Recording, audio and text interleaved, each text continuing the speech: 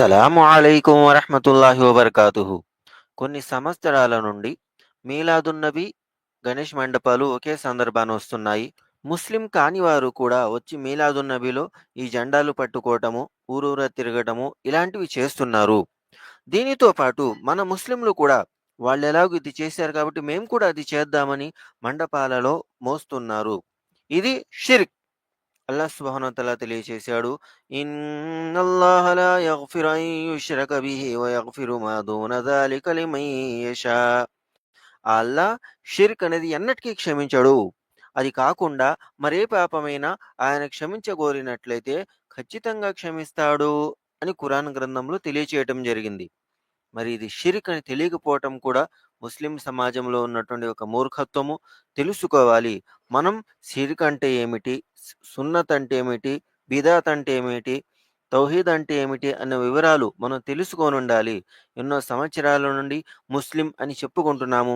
నిజానికి ఏ విధానంలో ముస్లిం? ఏ రకంగా ముస్లిం? అంటే ముస్లిం కుటుంబంలో పుట్టాం కాబట్టి ముస్లిమా? జుమ్మా మసీదుకెళ్తాం కాబట్టి ముస్లిమా?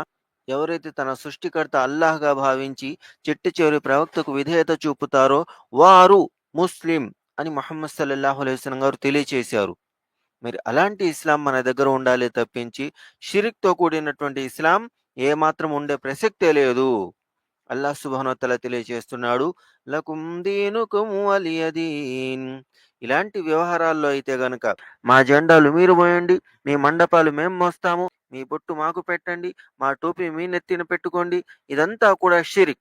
ఇలాంటి వ్యవహారాలకు ఇస్లాం అనుమతించటం లేదు. ఎవరి ధర్మం వారికి వేరువేరుగా ఉంది. వారు వేరువేరుగానే పాటిద్దాము అని ఇస్లాం తెలియచేస్తుంది. కాబట్టి మీలాదున్నబి, బిదాత్ అనేది మనం కూడా తెలుసుకోవాలి. ఎందుకంటే ఇది ప్రవక్త గారు చేసింది కాదు. మీలాదున్నబి సహాబాలు చేసింది కాదు. మీలాదున్నబి ఇస్లాం నుండి వచ్చినటువంటిది కాదు. అభిమానంతో, ప్రేమ అన్న వంకతో చేసేదే తప్పించి ఇస్లాం నుండి వచ్చినది కాదు. ఇస్లాంలో ఆధారం అనేది అల్లాహ్ తరపు నుంచి వచ్చి ఉండాలి. అమ్ లహుం షురకాఉ షరఉ లహుం మినద్దీని మా లం యఅ్జన్ బిహిల్లాహ్. ఏమిటి? వారు అల్లాహ్‌తో పాటు ఇంకెవరినన్నా భాగస్వాములుగా చేసుకున్నారా? ధార్మిక విషయాలలో అల్లాహ్ కాకుండా ఇంకెవరో వారికి తెలియచేస్తున్నారా? అని ప్రశ్నిస్తున్నాడు.